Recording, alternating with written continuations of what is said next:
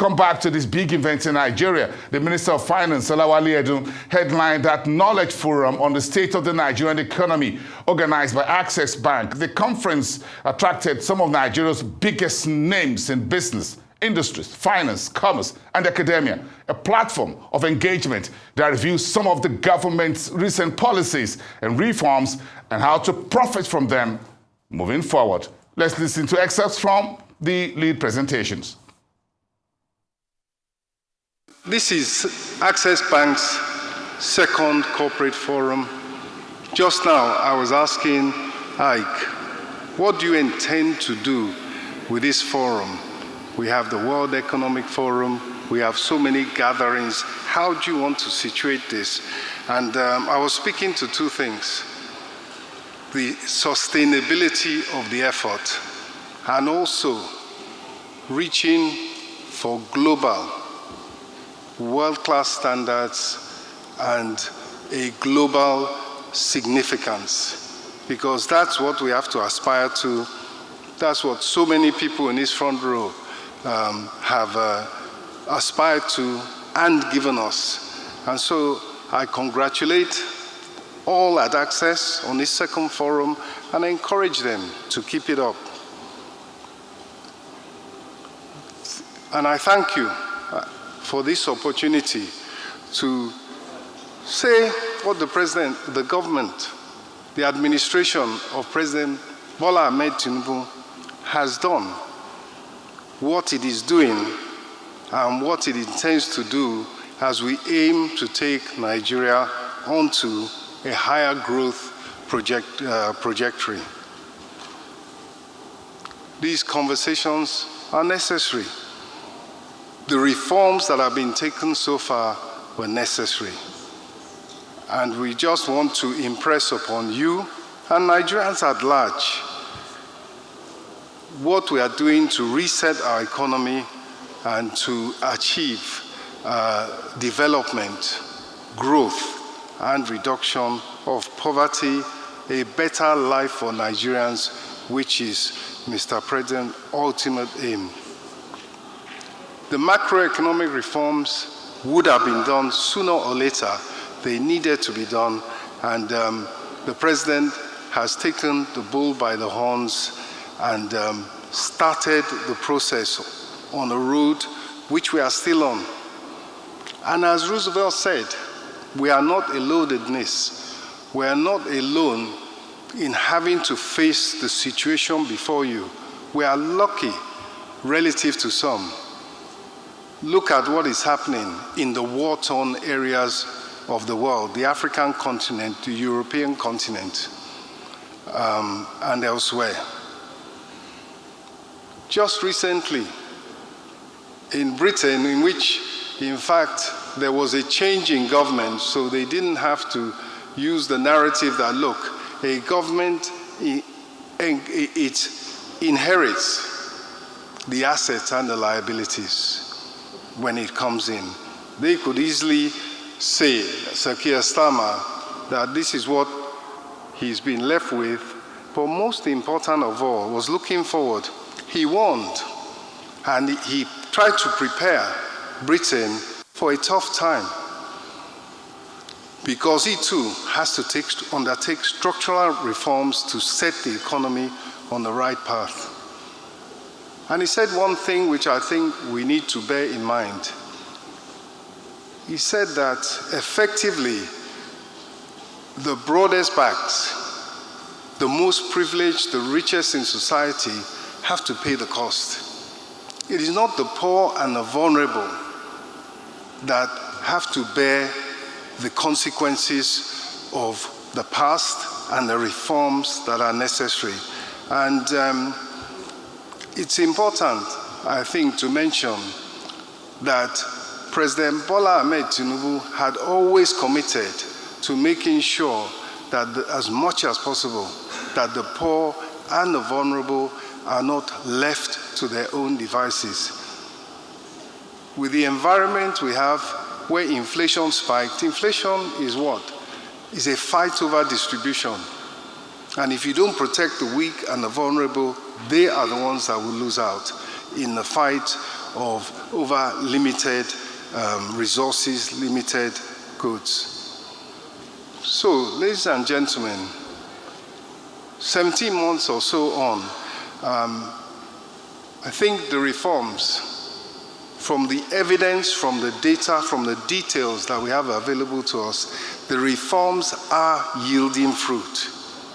The economy is beginning to turn the corner, and I think we all are witnesses to improved macroeconomic stability, signposted by what? Stable exchange rates, increasing government revenues, positive and increasing trade balances, current account balances, and a total reconfiguration and a revamping of government revenues. The high rate of inflation, which was a major challenge, will begin to moderate. As a matter of fact, in Ghana, it has come down from 54 all the way to 20% in the last year. So it's not impossible. Next slide, please. What's the picture today? And that's the dream. We're allowed to dream. They say the longest journey in the world starts with the first step. And they say it's better to travel, hopefully, than to arrive, because the fun is in the journey. Today, headline inflation is 33%, 32.15%. It had gone to 34.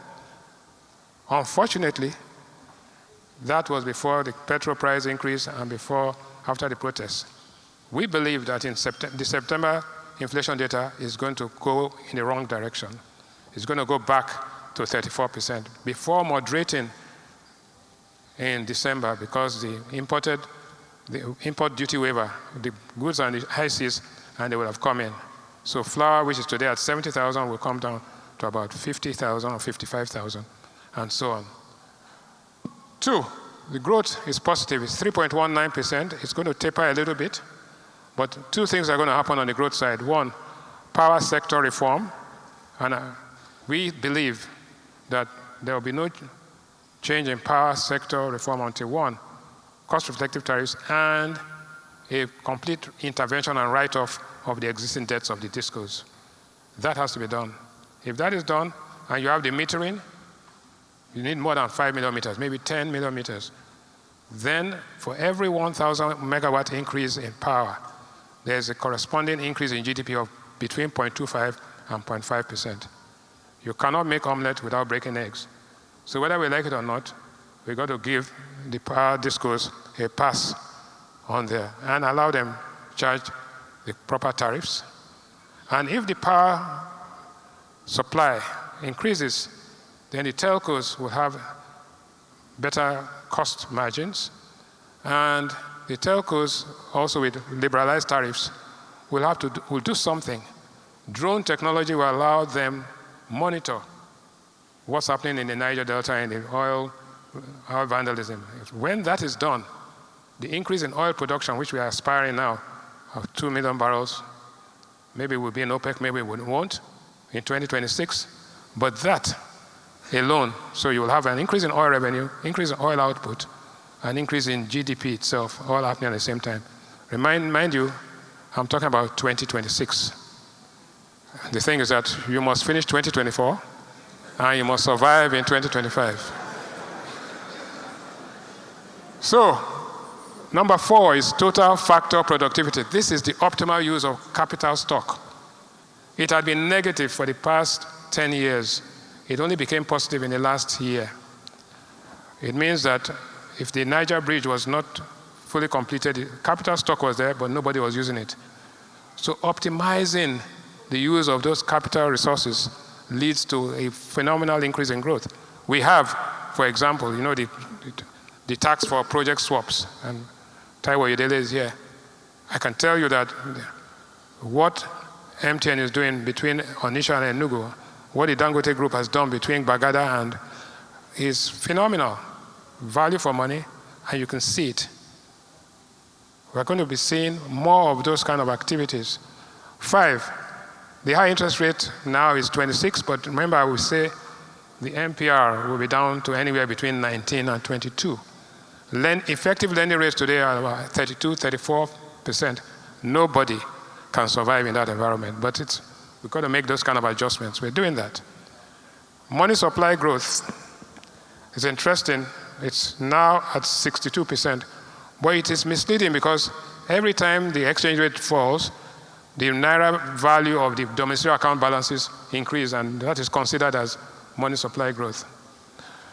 So if the naira stabilizes and the difference between the parallel and the official market narrows to where it is, then you see some kind of stability. And we'll talk about the exchange rate market in a minute. PMS pump price has been up 50%, and we say it will go higher before it comes down in 2026. Okay, thank you. Next slide. So, trade balance today is 8.42. Total value of transactions in a month is 96 trillion naira. Please note this. 5-6 years ago, it used to be maybe 3 trillion naira. We used to clap about it.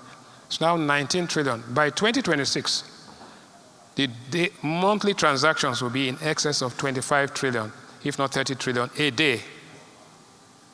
That is what Nigerians are selling and buying. The velocity of circulation of money will also increase. And once the transactions increase, the velocity of circulation increases, output increases, it becomes, even the modest projection that will be at $400 billion in GDP becomes easily attainable.